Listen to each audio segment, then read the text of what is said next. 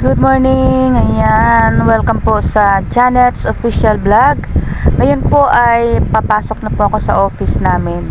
Pasensya na guys kasi laging busy tayo sa ating work at hindi na po tayo nakapag-upload ng ating video dito sa ating YouTube channel. So ngayon po ay nakapag-decide na po ako ulit na mag-upload na pa rin po muli ako sa aking channel. So kasi nga po na-busy ako sa aking work and na-busy rin po sa reels. Kaya ito na po tayo ulit. Welcome po sa Janet's Official Vlog. So ayan. Dito na tayo magko-concentrate kasi naging busy si Ateng. Ayan. So nandito na po ako ngayon sa aming service. Biyahe na po ako. Ito po yung guys yung SM Aura. Ito ay nasa parte ng Taguig City. So ito yung view sa baba. Nakikita nyo yan guys. Sa taas na yan, nandyan po ang opisina namin. So ito yung view niya. And then pag nasa taas ka na, ito yung view na nakikita natin dito. So yung sa baba po, doon po sa dulo yun, yung ating dinaanan kanina. So ayan po guys, nakikita nyo po yung napakataas at napakaganda po ng ating view dito sa SM Aura. So dito po ako nag-o-office and ito po ay satellite office ng Taguig City Hall ng ating lungsod ng Taguig. So ayan. Ito po yung ating ito po yung ating satellite dito sa SM Aura. So yun po nakikita nyo pong yan ay pasyalan po yan dito po sa mall na ito.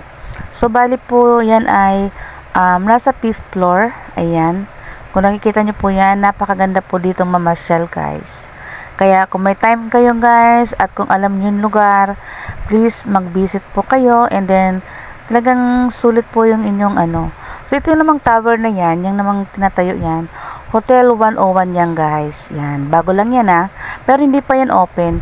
Ano pa lang siya, ginagawa pa lang. Pero medyo malapit na yan kasi sa baba niyan may 7-Eleven na siya. So ito yung view ng ating office. Ayan, napakaganda dito guys kasi pasyalan yan.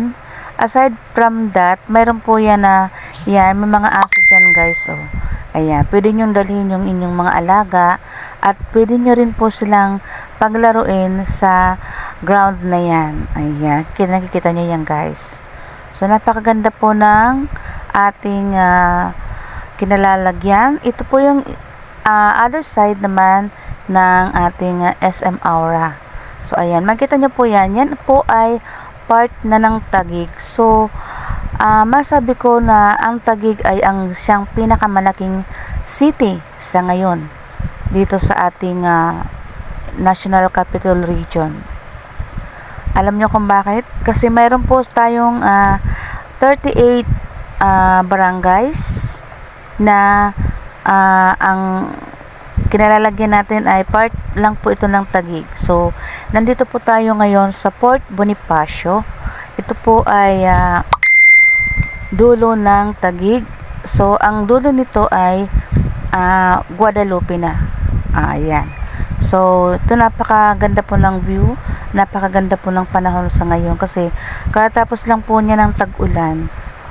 Bali po siguro halos 3 linggo pong ulan. Ayan, kaya nakita nyo naman po guys yung mga bubong ng mga bahay malilinis po yan, wala nang alikabok halos kasi nalinis na ng ulan. So ayan guys, yung part na yung guys nung sa dulong yun, yun, Taguig yun kasi yun sa Laguna Lake. So ito part ito ng Taguig. Yan, part yan ng Taguig Pateros. So napakalaki po ng Taguig ngayon dahil napunta na po sa Taguig yung Embos. Ayan, napunta na po sa Taguig yung ating ibang nabawi na po yung lugar ng Embos galing sa Makati. So ayan, kaya nagdagdagan po tayo kaya naging 38 barangays na po tayo ngayon. Dati po kasi 28 barangays. Ayan, so madadagdag po tayo ng 10 barangay Ito po yung mga emboss na galing po sa Taguig, sa Makati City. So ayan, napakaganda po ng lugar na ito guys. Yan, napakataas. Pero dito tayo, yung nakikita nyo yan guys, papunta po yan ng McKinley, papunta ng Taguig City, papunta pa rin po yan ng dulo. Nakikita nyo yung dulong yan, yan po ay Taguig City yan guys. Napakalaki po ng Taguig ngayon.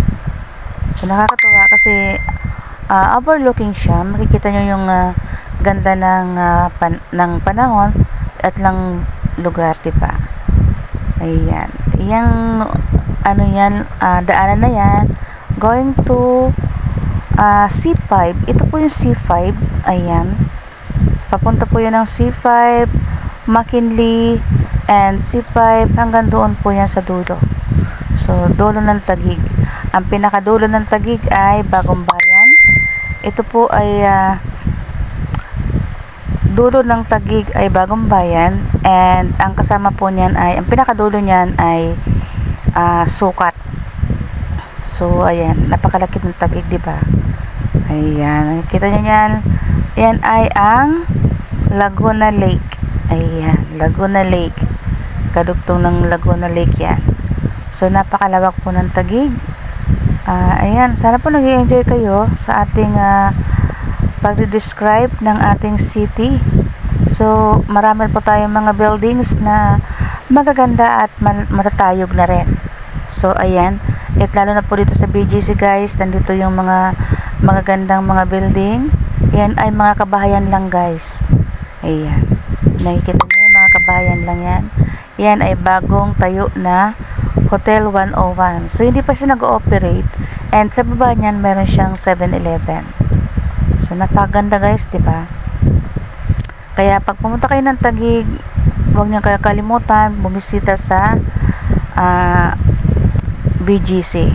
Ayan. Kasi, dito niyo makikita guys, yung napakalalaking mga buildings. At talaga naman pasyalan ng mga tao na talagang hindi nyo makakalimutan. So, ito guys, mga ano yan, condo yan. So, ito na po ako, at ito po yung aming office. Sana po nagustuhan nyo po yung ating pagkilala sa ating lungsod ng Taguig. So, ayan. Happy Monday! Ayan po, yung aking yung view natin sa baba. So, ayan. Thank you so much. Welcome back po sa Janet's Official Vlog. Ayan. Minsan magluluto tayo ulit guys kasi nabibisi tayo dahil may work na po si Ateng dito sa ating City of Taguig. Ayan. Thank you so much. Yung mga followers ko po, sana po bumalik na po kayo ulit. Andito na po si Ateng. At muli po tayo magbabalik at muli po tayo magbablog. Maraming salamat.